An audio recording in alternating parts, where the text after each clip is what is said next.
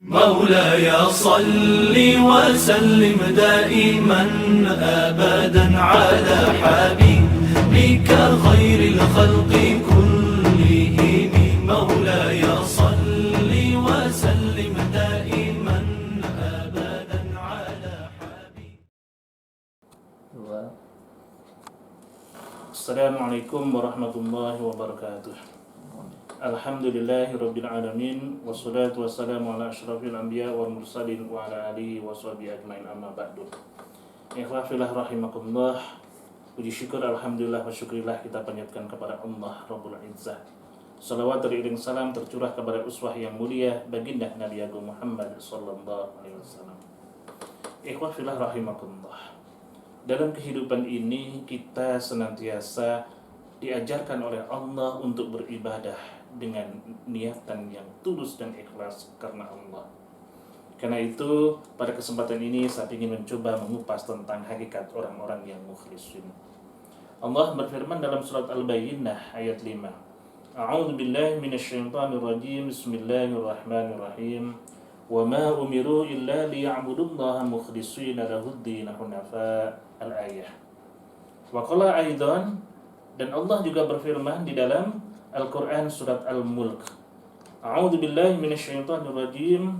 Tabarakalladzi biyadihil mulku wa huwa ala kulli syai'in qadir. Alladzi khalaqal mauta wal hayata liyabluwakum ayyukum ahsanu amala. Ikhwah fillah rahimakumullah. Di dalam dua ayat tadi ada satu statement yang hendak digarisbawahi, bahwa sesungguhnya kita tidak pernah diperintahkan oleh Allah untuk beribadah kecuali semata-mata ikhlas karena Allah. Ikhlas karena Allah merupakan pokok pangkal dalam setiap diterimanya amal ibadah ini. Karena itu mengapa dalam surat Al-Mulk tadi Allah mengatakan sesungguhnya dalam kehidupan ini kalian itu diuji dengan kematian dan kehidupan, karena Allah hendak menguji siapa di antara kalian yang ayyukum ahsanu amala, yang terbaik amalnya. Allah tidak mengatakan aksaru amala, tapi ahsanu amala.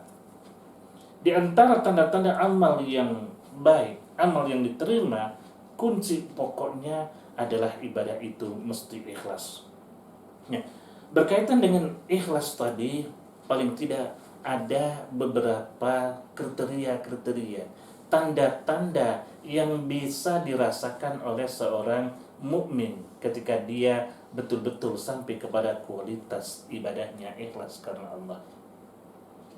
Karena alangkah naifnya, alangkah meruginya ketika kita ibadah dengan susah payah, tidak ada landasan ikhlas, maka menjadi sia-sia seluruh ibadah tadi. Bukankah dalam surat Al-Ghashiyah Allah berfirman dalam ayat yang ketiga, amilatun nasibah tasla naran hamiyah. Betapa banyak orang telah bersusah-susah dalam berusaha, dalam berdoa, dalam beribadah, dalam bekerja, ujung-ujungnya mereka dilemparkan kepada neraka. Nah, emang sudah rahmatullah, berkaitan dengan konsep ikhlas, indikasi-indikasi atau gambaran orang yang ikhlas, paling tidak ada 5 kategori yang bisa saya sampaikan pada kesempatan kali ini. Yang pertama, ibadah kita menjadi ibadah yang betul-betul ikhlas kepada Allah ketika tumbuh di dalam diri kita, satu, adanya kemauan dan semangat beribadah terus-menerus. Adanya semangat beribadah. Karena orang yang ikhlas karena Allah tidak membutuhkan atribut-atribut, pujian-pujian, dan berbagai hal kecuali hanya mengharap ridha Allah. Karena itu ketika dia betul-betul beribadah, maka akan tumbuh semangat yang tinggi. Dia tidak mudah stres, tidak mudah merasa berat, tidak merasa capek, dan sebagainya. Karena semata-mata sebagai wujud dan ekspresi cintanya kepada Allah Subhanahu wa ta'ala. Yang kedua, indikasi hamba itu mukhlisin, orang yang ikhlas dalam ibadah, adalah orang yang bersegera dan tidak menunda-nunda kebajikan yang bisa dia perbuat. Ini indikasi yang kedua. Orang itu kalau jiwanya mukhlisin, maka ketika Allah ilhamkan kepadanya kesempatan untuk ibadah, tidak perlu lagi menunggu hari esok, tidak perlu menunggu bulan Ramadan dan sebagainya. Begitu datang potensi, kesempatan dan kemauan yang Allah ilhamkan untuk ibadah, untuk berbuat baik, segera dia tanamkan, segera dia laksanakan. Sebagaimana doa yang dipanjatkan oleh ulul albab di dalam surat Ali Imran, Rabbana la tuzigh qulubana ba'da idh hadaitana wa hab lana min ladunka rahmah innaka antal wahhab. Ya Rabb kami, jangan engkau usik kami, jangan engkau palingkan kami ba'da idh hadaitana, sesudah engkau beri hidayah kepada kami, hidayah untuk berbuat baik. Wa hab lana min ladunka rahmah, dan anugerahkan kepada kami dari sisi engkau rahmah, innaka antal wahhab.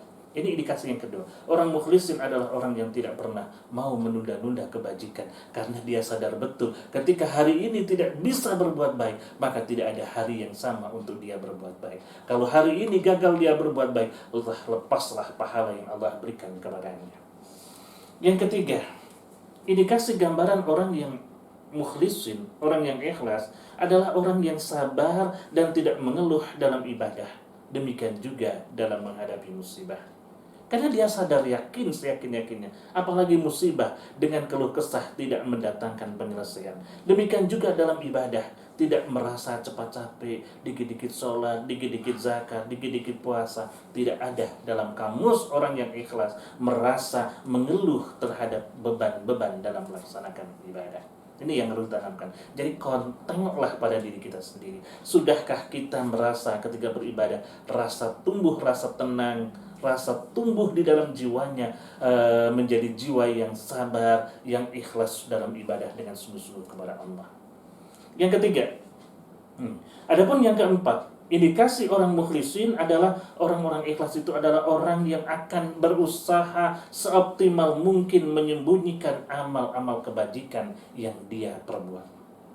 Ibadahnya seorang mukhlisin adalah ibadah yang bersifat privasi, bukan ibadah yang kemudian dipublikasikan kepada masyarakat. Maka cukuplah dirinya dan Allah yang tahu. Karena itu, alangkah naifnya kalau seseorang mengatakan, saya sudah ikhlas, kemudian dia memamerkannya dengan ungkapan, saya ikhlas tadi berbuat begini, saya ikhlas tadi berbuat begitu. Itu jauh dari dimensi ikhlas yang sebenarnya. Adapun orang-orang yang mukhlisin adalah orang yang ketika dia berbuat baik, dia akan berusaha sebisa mungkin, dia akan sembunyikan amal ibadah yang ia lakukan, karena dia khawatir ibadahnya menjadi rusak karena riya, karena pujian, dan karena hal lain sebagainya. Dan yang terakhir, orang-orang yang mukhlisin, orang-orang yang ikhlas akan tampak dalam sikapnya rasa tenang, damai, qanaah di dalam kehidupannya. Tumbuhnya rasa tenang dalam mensikapi berbagai permasalahan ya dalam kehidupan ini. Demikian juga berbagai problematika yang dia hadapi. Bahkan di dalam mewabahnya virus corona saat ini, dia pun akan tetap tenang dalam kehidupan ini. Karena sesungguhnya tidak terjadi satu apapun illa biiznillah kitaban muajjala. Karena itu dia tetap beribadah, tetap bersedekah, meraih ridha Allah, meraih ikhlas yang sebenar-benarnya. Itulah indikasi-indikasi yang bisa paling tidak menjadi barometer apakah ibadah kami sudah sampai kepada tahapan ikhlas atau belum. Mudah-mudahan sedikit yang kita sampaikan ada manfaatnya. Terima kasih. Assalamualaikum warahmatullahi wabarakatuh.